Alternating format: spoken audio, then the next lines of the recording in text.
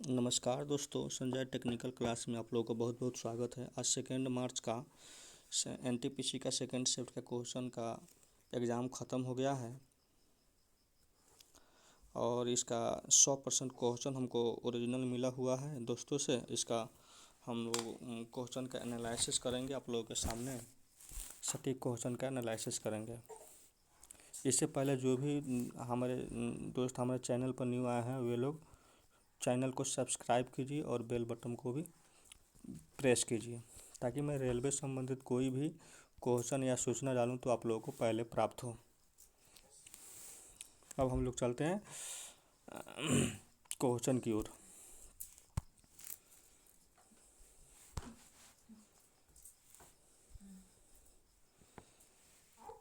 RRB NTPC second shift के question हमारे पास उपलब्ध है 2 मार्च का, आज का ही। तो पहला क्वेश्चन पूछा गया था, कर्क रेखा कहाँ से होकर नहीं गुजरती है? भारत के किस राज्य से कर्क रेखा होकर नहीं गुजरती है, ऐसे पूछा गया था। इसका आंसर हो जाएगा असम। उसमें 3 ऐसे ऑप्शन दिया गया था जिसमें से वे कर्क रेखा होकर गुजरती है, लेकिन असम ऐसा एक ऑप्शन था जिससे होकर वे नहीं गुजरती है। आने वाला शिफ्ट में भी क्वेश्चन दोबारा रख सकता है। नेक्स्ट क्वेश्चन पूछा गया था, केबी, टीबी और एमबी इनमें से सबसे छोटा कौन है? केबी, टीबी और एमबी इनमें से सबसे छोटा कौन है? इसमें से सबसे छोटा केबी हो जाएगा, इन्हें भी याद रखेंगे। नेक्स्ट क्वेश्चन पूछा गया था, स्वराज पार्टी की स्थापना 1923 ईस्वी में किसने किया था? इसका आंसर होगा मोतीलाल नेहरू और चित्तरंजन दास, लेकिन ऑप्शन में चित्तरंजन दास ही दिया गया था तो चित्तरंजन दास इसका आंसर होगा। अगर मोतीलाल नेहरू देता और चित्तरंजन दास देता तो दोनों होता, एक में दोनों में कोई एक दे देता है तो इसका आंसर यही होगा। नेक्स्ट क्वेश्चन पूछा गया था, ये रीजनिंग का क्वेश्चन है दोस्तों। इसमें पुडुचेरी का संबंध फ्रांस से है तो गोवा का संबंध किससे है? यानी पुडुचेरी फ्रांस के उपनिवेश था, उसके कस्टडी में था तो वे आज़ाद हुआ। उसी प्रकार गोवा पुर्तगाल का उपनिवेश था और वे गोवा को पुर्तगाल से भारत 1961 ईस्वी में आज़ाद किया था। 1961 ईस्वी में आज़ाद हुआ। उसी तरह ये संबंध ही पूछ रहा है तो गोवा का संबंध होगा पुर्तगाल से, इसका आंसर यही होगा। नेक्स्ट क्वेश्चन पूछा गया था, किस राज्य में न्यूक्लियर पावर प्लांट परियोजना संयंत्र नहीं है? इसका आंसर हो जाएगा बिहार। इसका आंसर हो जाएगा बिहार। ऐसे 3 ऑप्शन और भी दिया गया था, महाराष्ट्र, तमिलनाडु, बिहार, एक और भी ऑप्शन था वह नहीं प्राप्त हो पाया है। तो इसमें महाराष्ट्र में तो ऑलरेडी तारापुर है और तमिलनाडु में भी है, लेकिन बिहार में ऐसा कुछ नहीं है तो इसका आंसर बिहार ही होगा। नेक्स्ट क्वेश्चन पूछा गया था, आर्या राजेंद्र सबसे युवा मेयर कहाँ की बनी है? तो इसका आंसर हो जाएगा तिरुवनंतपुरम। आर्या राजेंद्र सबसे युवा मेयर कहाँ की बनी है? तो इसका सटीक आंसर हो जाएगा तिरुवनंतपुरम, इन्हें भी याद रखेंगे। नेक्स्ट क्वेश्चन पूछा गया था, सीपीयू क्या है? ब्रेन ऑफ कंप्यूटर, ये कंप्यूटर का ब्रेन होता है। सीपीयू कंप्यूटर का ब्रेन होता है। इसका फुल फॉर्म भी आप लोगों से पूछा जा सकता है। सीपीयू का full form central processing unit होता है। Central processing unit, central processing unit होता है इसका फुल फॉर्म। आने वाला शिफ्ट में भी यह दोबारा क्वेश्चन को रख सकता है, कहीं कहीं ये क्वेश्चन को फुल फॉर्म पूछ लेगा, कहीं इसका मतलब पूछ लेगा। इसीलिए ये सब चीज़ को आप लोग इसी से रिलेटेड जो भी क्वेश्चन आ रहा है उसको आप लोगों को याद करके रखना होगा। दोस्तों मैं एक बात आप लोगों को बता दे रहा हूँ कि एनटीपीसी रेलवे एनटीपीसी का जो भी एग्ज़ाम हो रहे हैं उसमें क्वेश्चन को रिपीट किया जा रहा है।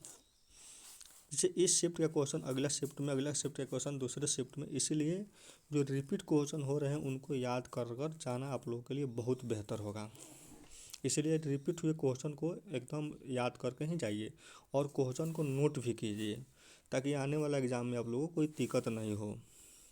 नेक्स्ट क्वेश्चन पूछा गया था, भारत ने क्योटो प्रोटोकॉल पर कब हस्ताक्षर किया था? भारत ने क्योटो प्रोटोकॉल पर कब हस्ताक्षर किया था? इसका आंसर हो जाएगा 2002। भारत ने क्योटो प्रोटोकॉल पर 2002 में हस्ताक्षर किया था। नेक्स्ट क्वेश्चन पूछा गया था, 2019 में शांति का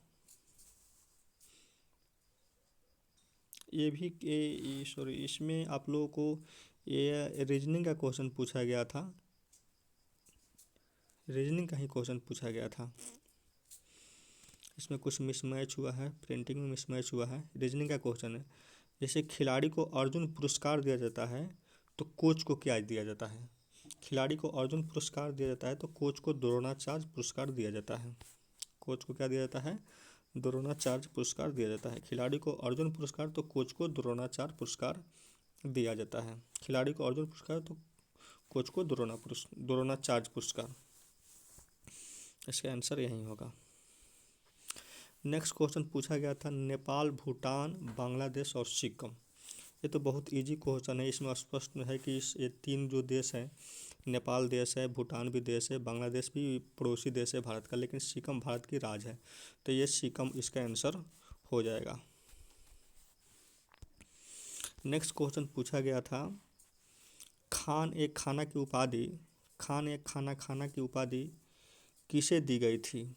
इसका आंसर हो जाएगा आपको बैरम खां। खान एक खाना की उपाधि किसे दी गई थी? तो बैरम खां को दिया गया था। इन्हें याद करके ही जाइए। ये भी मोस्ट इम्पोर्टेंट क्वेश्चन है, आने वाला शिफ्ट में इस क्वेश्चन को रखा जा सकता है। इसलिए दोस्तों आप लोग देखिए तो क्वेश्चन को नोट कीजिए ताकि आने वाला शिफ्ट में आप लोगों को किसी प्रकार की प्रॉब्लम नहीं हो और यह क्वेश्चन आए तो आप लोगों से अच्छा से बन पाएगा। चंद्रयान 1 कहाँ से लॉन्च किया गया था? मैं पहले बता दूंगी, चंद्रयान 1 2008 में लॉन्च हुआ था और ये तिरुवनंतपुरम श्रीहरिकोटा से लॉन्च किया गया था। चंद्रयान 1 श्रीहरिकोटा से लॉन्च किया गया था। ये भी मोस्ट इम्पोर्टेंट क्वेश्चन है, इसे भी याद करके जाइएगा दोस्तों। नेक्स्ट क्वेश्चन पूछा गया था, पूर्ण तंतु का उदाहरण क्या है? पूर्ण तंतु का उदाहरण पौधा होता है। ये भी याद करके जाइए, ये आने वाला शिफ्ट में पूछा जा सकता है। मीठी क्रांति किससे संबंधित है? मीठी क्रांति किससे संबंधित है? इसका सटीक आंसर होता है मधुमक्खी पालन या फिर शहद। मधुमक्खी पालन या फिर शहद। शहद इससे संबंधित होगा। मधुमक्खी पालन या शहद, यही इसका सटीक आंसर होगा। नेक्स्ट क्वेश्चन पूछा गया था, दूरदृष्टि दोष में कौन सा लेंस का उपयोग किया जाता है? तो दूरदृष्टि दोष में दोस्तों उत्तल लेंस का उपयोग किया जाता है। दूरदृष्टि दोष में उत्तल लेंस का उपयोग करके यूज किया जाता है। लिंगराज मंदिर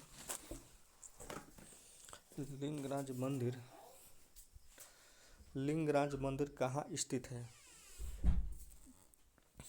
लिंगराज मंदिर उड़ीसा के भुवनेश्वर में स्थित है। ये भी मोस्ट इम्पोर्टेंट क्वेश्चन है, इसे याद करके ही जाइए।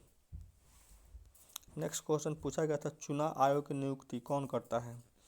चुनाव आयोग की नियुक्ति राष्ट्रपति करता है। जैसे फाइनेंस कमीशन, चुनाव आयोग, ये सब की नियुक्ति राष्ट्रपति करते हैं। इन्हें भी याद करके जाइए, ये आने वाला शिफ्ट में पूछा जा सकता है।